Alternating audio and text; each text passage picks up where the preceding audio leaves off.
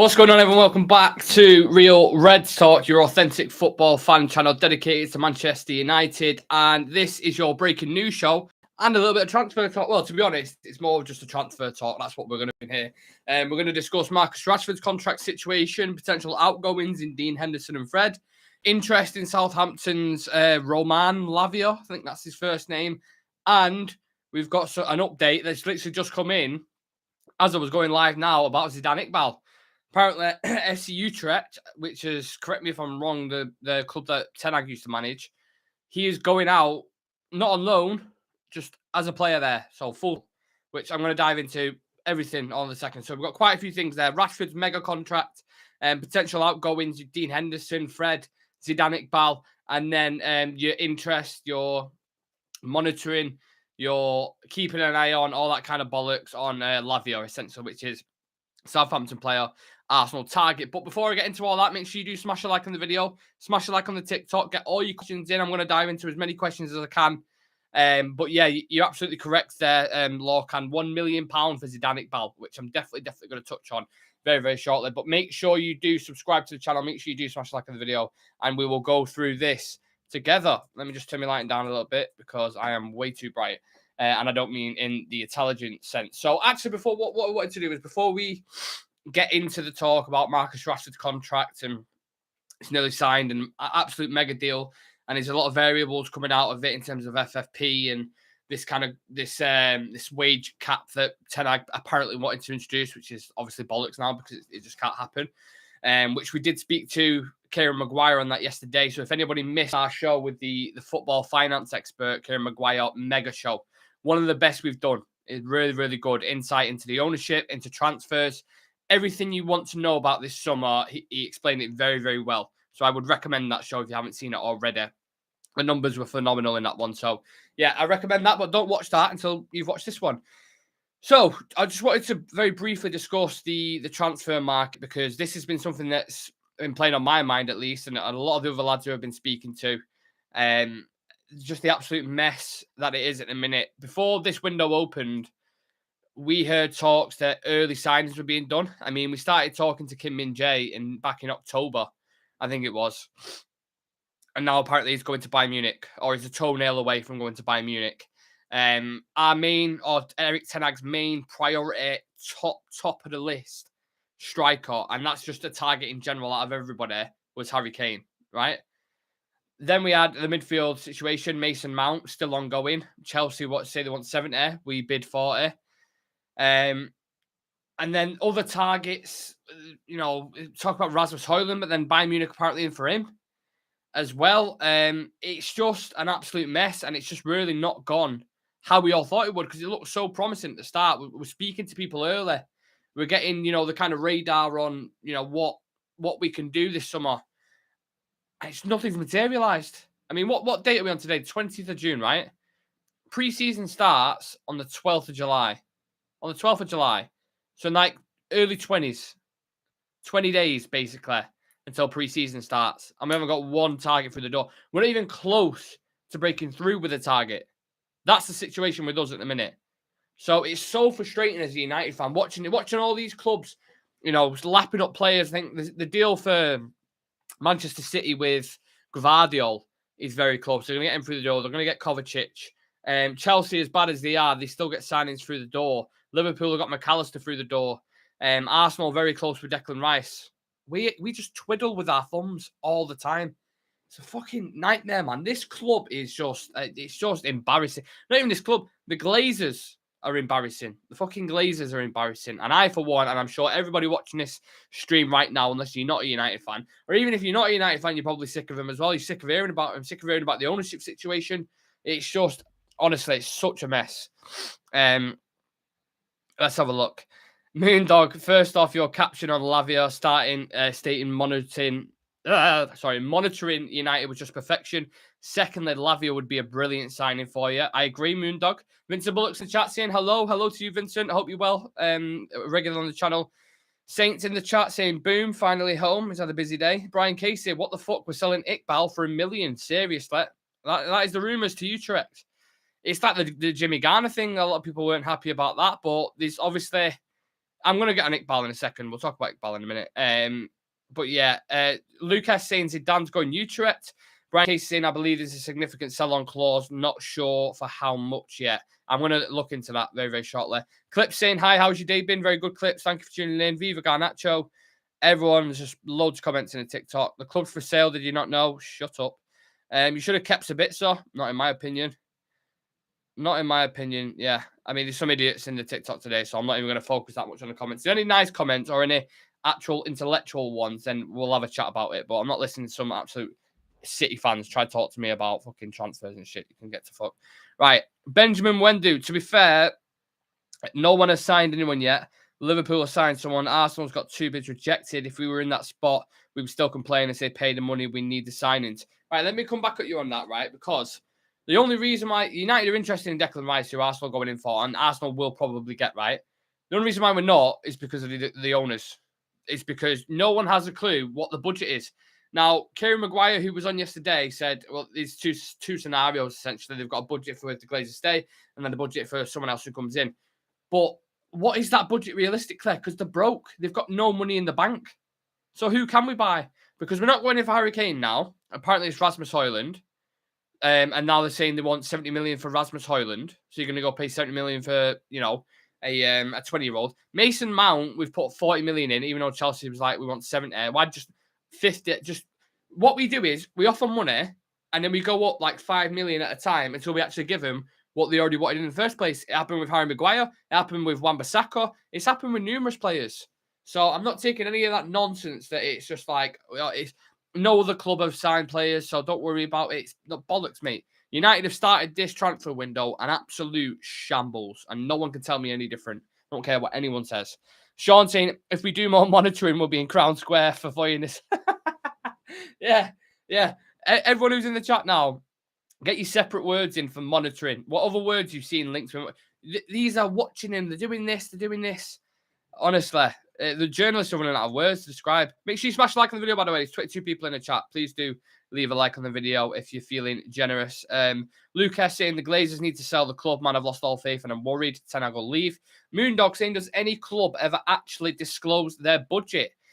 Mate, I don't know. United in general, well, not necessarily, but even last summer, let's take for example, do you remember when Richard Arnold came out of that pub and he was like, mate, we've got this amount to spend, 200 million, blah, blah, blah. And we was like, and I know we actually did end up spending 200 million pounds. That's not my point. But we were sat there thinking, right, we've got 200 million pounds and we're trying to sign Rabiot and fucking Arnautovic. Make it make sense. Like, it was a panic buy. Casemiro and Anthony was a panic buy towards the end. And we all know that. And I think this window is going to go the exact same way. I really do. I think most of our deals will probably be in August at this rate. I don't think we're going to sign anyone in June. I think probably Mason Mount, if anyone. And just like Tyrone Malacia was last year, who was the only signing on the plane when we did pre-season, which obviously hindered our season going forward. Mason Mount will be that guy, basically. It was new signing, on tour. Look, he's embedded in with the squad. Yeah, mate. What about the striker? Because we've had to play. Ten Hag's just won a Carabao Cup and got third in the Premier League with Weghorst up top for half a season. Martial's played about 7 games, and Cristiano Ronaldo couldn't be arsed, basically. He just wanted to fuck off. And he still managed to get. So why don't you actually just back your manager with a decent striker? City have Haaland and Julian Alvarez as backup. Do you know what I mean? Liverpool got Gakpo because we couldn't be arsed spending money on it. Arsenal got Jesus. Chelsea have got Nkunku.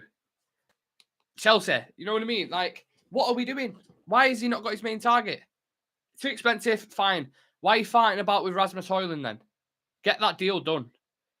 Just honestly, we are a joke in this transfer market.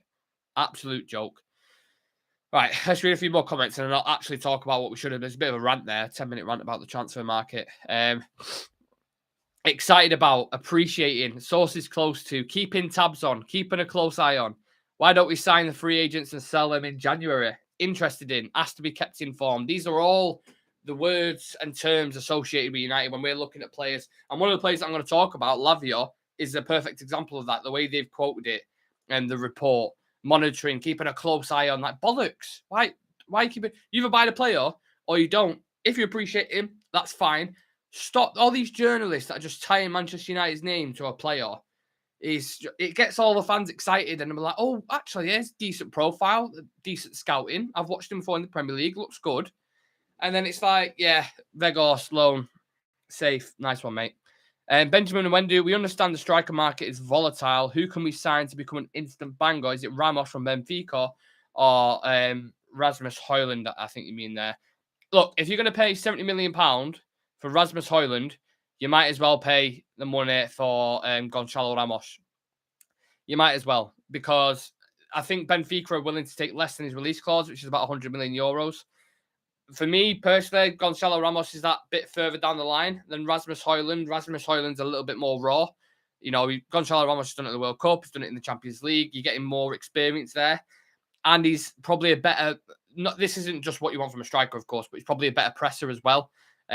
Equally talented, if not better. So I would rather go personally for Gonçalo Ramos. If you're going to spend 70 million, that is. If you can get Rasmus Højlund for 50 million, then I don't know. It's a case of penny pinching and what kind of player you prefer in it. Because I do think Rasmus Højlund is decent. But I also think this kind of ties into my next point, because I wanted to talk about Marcus Rashford's contract. And apparently it's rumoured to be 375k a week. Now, this has implications going forward, because there was all this talk about a wage cap, and I take it, you know, Rashford's homegrown, he's a super talented player, probably worth about £100 million. He's in the last year of his deal, so he is in the hot seat ideally. He can sit back and say, I want 500k, 400k, and United will have to offer it because we're stupid with contracts. We don't give them out when we should do. We wait until the last year, which we've seen with so many players this year. I think, is it like Delo, Shaw, Fred, who I'm going to touch on in a minute, De Gea, Rashford, all getting into like the last years of the contracts or the year with extension? It's a mess. It's an absolute mess. And this has been going on for years. Even post-Woodward now, it's still technically going on.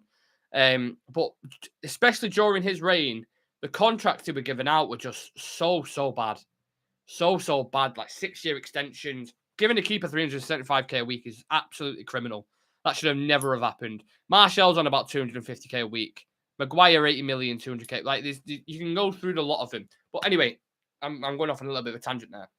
Marcus Rashford, 375k a week. Now, this is linked in with the Ramos talk and the Rasmus Højlund talk, simply because he will be dovetailed as a number 9, I think, especially if we get Rasmus Højlund. I think it'll be him and Rashford in certain games. So when we play a City or a Liverpool or something like that, you might see Marcus up top, like you have done this year. Some people don't like him as a 9. Some people prefer him as a winger. I understand it. I don't mind him as a 9 in them type of games when you've got that space in behind and you can hit him on the counter attack. He's okay. But that's what the way I think they're going to do. Well, then what happens with the left wing situation? Does Garnacho start to develop more when he can, essentially start playing a lot of games and keep that consistency? Jadon Sancho, no idea what's going to happen with him. No idea. And this might be controversial, but if someone came in with a good offer for Jadon Sancho now, I would take it in a heartbeat. Whether it's 50 or 60 million, I'd take it. I don't think he's cut out for the Premier League. I don't think the physicality suits him. I think he'd do really well in another league, maybe a little bit slower. He's obviously done it at Dortmund, proven. I think La Liga, Serie A, I think he'd be fine. I just don't think he suits the intensity of the Premier League, and he's not quick enough. He's not quick enough. Simple as that for me. Maybe he could be a polished player in a certain system, but just doesn't suit it for me. But look, Marcus Rashford, you time down to 375k a week. Your wage bill is just open then, isn't it? It's absolutely open. Whoever it is who you're going to sign, depending, whatever players come in this summer. I don't think they're certainly not going to earn more than Marcus Rashford, but I don't know. It's a lot of money. Even I think that's pricey. Like I'd love to time down, but I thought it was going to be like Casemiro kind of area, like 300k a week, not nearly 400. So then, what knock-on effect is that going to have on future signings? And I don't know. I just think United are a mess when it comes to negotiating and contracts and stuff like that. Also, another thing to know about Marcus Rashford as well, might be controversial. People might disagree with it. I think he's a little bit of a purple patch player. So this year, especially after the World Cup, he done phenomenal. He was fantastic. Then there was a little bit of a drop-off. It just went quiet in games. Because what Marcus Rashford was doing, he was scoring in games, but he wasn't necessarily having any effect on the game. He was just kind of he'd float about, but then he'd always get a goal out of somewhere and he'd be clinical with it. So we obviously loved him for that because we weren't scoring many goals. I'm worried about. I don't know what it is. I don't know why, because he's been sensational this season. I'm just slightly worried about the fact that he does have a tendency to hit form and then just go completely missing. So if you're not going to bring in a Harry Kane who guarantees 30 goals and you're going to rely on dovetailing Marcus Rashford with a Rasmus Højlund or something like that, I'm just worried. I don't see that as like this season.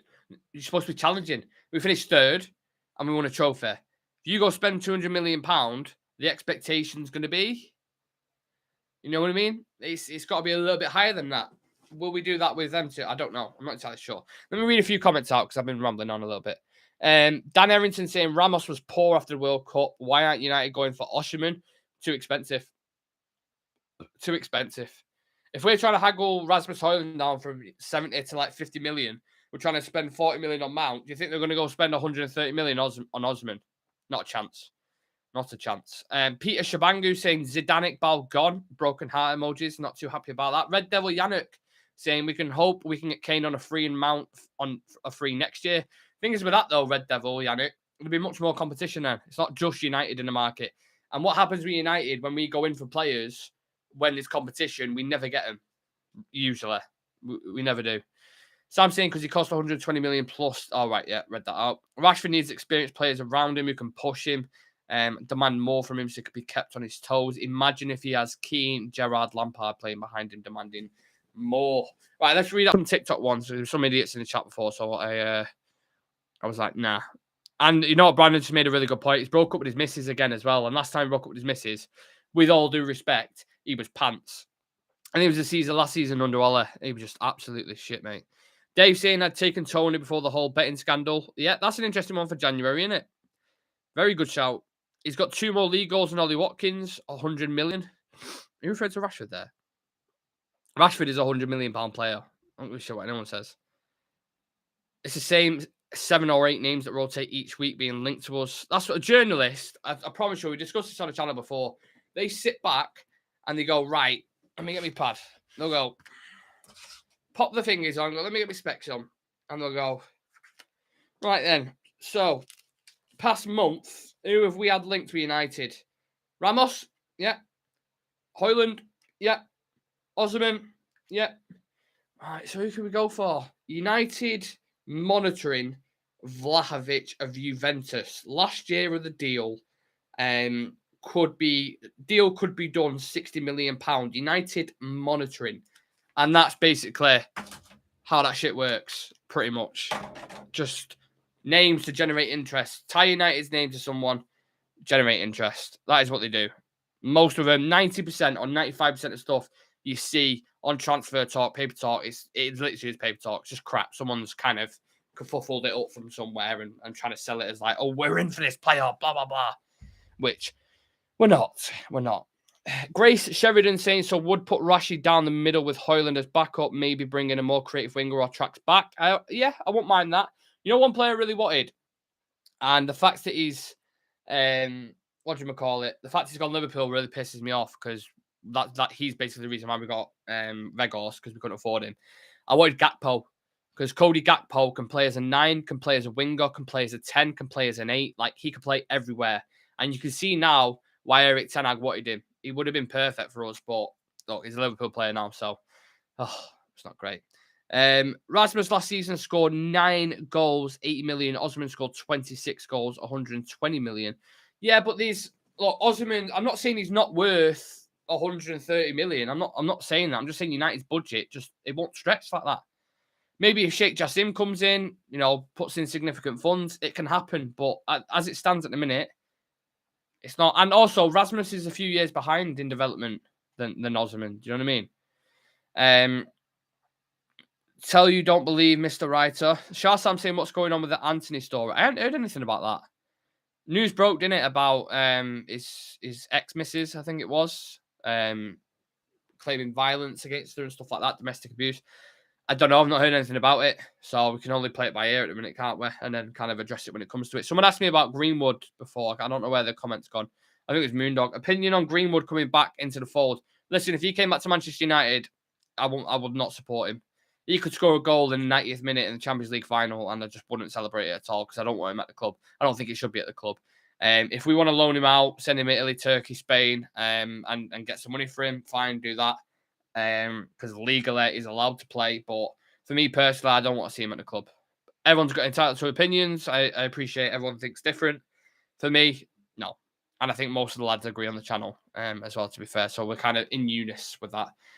Grace Sheridan saying, would you do Fred plus? Well, yeah, you just kind of give me the perfect segue there. Man United could flourish if they'd been Purple Patchford. Wow, that is a new name. I've just said he's a bit of a purple patch player, in fairness. A little bit like Son Heung-min. I'd take Martinez from Inter all day, says Nathan. Cruz saying Nkunku Chelsea is going to be a problem. I love Nkunku. Top player. Top player. Yeah, Fred. We had news about Fred coming out today from the Telegraph. United want £20 million. This is apparently more than Fulham are willing to pay, but they hope to compromise on this situation. Of course, we saw after the last game of the season, Marco Silva was chatting to Fred, I presume in Portuguese. Obviously, some kind of things going on. You know, you got a year left there. Do you fancy Fulham? You know, first team football. Linking up with your good old mate, Andreas Pereira. What are you saying, Fred? A lot of people thought initially it was going to be McTominay to Newcastle, didn't they? But it looks like in the same article, they kind of mentioned that McTominay is the more likely one to stay. So if you could sell Fred for 20 million, I mean, you'd probably take it, innit, at this point. Especially if you're bringing in Mason Mount. If you're going to bring in Mason Mount, he can do pretty much everything Fred can, aside from the tackling, the interception side. But in terms of work rate, pressing, he can do everything Fred can, and he's got better technical quality on the ball. So, yeah, Fred, 20 million, you take it, but knowing United, it'll probably get knocked down to 15 million, and then what are you going to do about wages as well? Can Fulham afford his wages? No idea. Another potential outgoing, Dean Henderson. I know most people's thoughts on this. I'm not going to spend too long on it because he's a caged animal. I'm a caged animal. If the coach would have saw me, he would have had to play, man. It's Henderson, mate. Dean. Skedaddle, pal. Skedaddle. I don't want him at the club.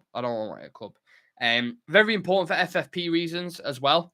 I think if you can sell him, again, if you get 20 million, this is the actual thing. So Nottingham Forest have made Dean Henderson a priority signing and want to sign him on a permanent, but his potential fee and 90k wages are a stumbling block. How many times have we heard that when we want to sell a player? We want to sign him, but his wages are too much and blah, blah, blah. This is why it's simple as that. That is the main reason why we cannot sell players. Simple as that. Marshall, 250. I said it before. I went through all the wages before. That is why we cannot sell players. It's so irritating. So, yeah, Henderson, Nottingham Forest want him, but there's got to be a compromise on the wages and a compromise on the fee. The last thing I want is bloody Henderson coming back to the club saying, I'm ready to fight for number one again, and we've signed bloody Diogo Costa, or we've got the whole De Gea and Henderson debacle again, which I definitely don't want. So, yeah, these sales I want done quickly, but with your Manchester United notorious that every single summer, whatever window it is, we just spend the outgoings always tend to be secondary. They always seem to be like at the end of the window. Can anybody remember the players that we actually sold last summer? Put it in the chat. What players did we sell last summer? Let's see if anyone can remember. Let's have a look. Ghana. Yeah. And that was for FFP reasons as well. 15 million. That's just pure profit, isn't it? We released a load, of course. Pereira, 10 mil to Fulham. Like, Pogba. I know a lot of people left, but it was just like, we don't sell players well. It's just a fact. It's just an absolute fact. We don't sell players well. Zidane Iqbal. A lot of people putting Zidane Iqbal in the chat. He has gone to FC Utrecht for £1 million. So basically £1 million on the balance sheet. So that's what it means to us. £1 million? Is that? You know what? I'm gonna put a poll out and see if people are not happy about it. Surprised. I don't know whatever it is you're feeling at this moment in time. Let me just end this poll. I put a poll up at the start saying, should we sell Fred? 79% said yes and 21% said no. Very interesting. Love to know why the 21% said no. Start a poll. So, I can't remember the initial poll I was going to put on it. Oh, yeah, Iqbal. Should we have sold Iqbal? I thought it was a loan initially because the notification came up and I was like, all right, sweet. Send him out on loan to Utrecht. It's a club Tenag knows. Can develop there, bring him back, see what he's saying next season. Because the start of this season, don't forget, in pre-season, him and Charlie Savage was playing together. And a lot of the people were saying, like, he could be the next kind of star to break into the midfield. He had a similar style to De Jong. Press resistant, very good dribbler, good passer of the ball. Obviously, very raw. I'm not saying he is De Jong. I'm just saying, like, similar styles. A midfielder, we could do with it, you know, a young midfielder coming through the ranks. Just strange. Just came out of nowhere. A bit like the James Garner one as well, where you're like, well, 15 mil. Like, but obviously, Garner, now you look at Everton, you kind of like, well, it makes sense. Sometimes you have to sell players at the right price, and sometimes you just have to do it for certain reasons in terms of financials and stuff, which I don't obviously fully understand because it all goes on behind closed doors. But for £1 million, it's like Hello says there and Yasin United. For £1 million, it's a bit shit, that, isn't it? Like, at least recoup a couple million, at least, bare minimum. Brian Casey saying absolute shocking bit of business. Brian Casey is a Real Red Ultra, by the way. If you want to become a member, we're doing a live today. So we've got two videos dropping this week for the members, just simply because last week we didn't have one. But we've got two videos dropping this week, one today, one later on in the week. One of them is the top 10 worst transfers in the past 10 to 15 years. So post Fergie, basically. Top 10 worst transfers. And me and Sam are going to go through each one. And then there'll be another video towards the end of the week. So 2 videos this week. So if you want to become a Real Red Ultra, join the starting 11. The new starting 11, should I say. We're getting into subs and reserves at the minute. But if you want to become a part of the Real Red Ultra membership, click the join button next to the notification bell. Exclusive content every single week, a badge 16 name, and a chance to feature on the show. We're going to do the live show at some point this week for the first 11 who became members. And then, yeah, we'll see. I've missed loads of comments here. I'll try to read out as many as I can. I think I've got one more thing I wanted to discuss. But yeah, Lavia. I'm going to talk about Lavia very shortly. Brian Case saying must have done something behind the scenes worse than Garnacho that pissed off Tenag, didn't feature all year. You know what it is? I think he doesn't see talent in him or doesn't see a certain quality in players that he likes. And he's just like, yeah, doesn't rate him. I think it's as simple as that, in my opinion. Shah Sam saying Tenag doing his old club a favour with that sale. Yeah, potentially. Grace Sheridan saying if Ahmad performs on pre-season, he'll still be sent out on loan. I want to see Ahmad given a chance, though.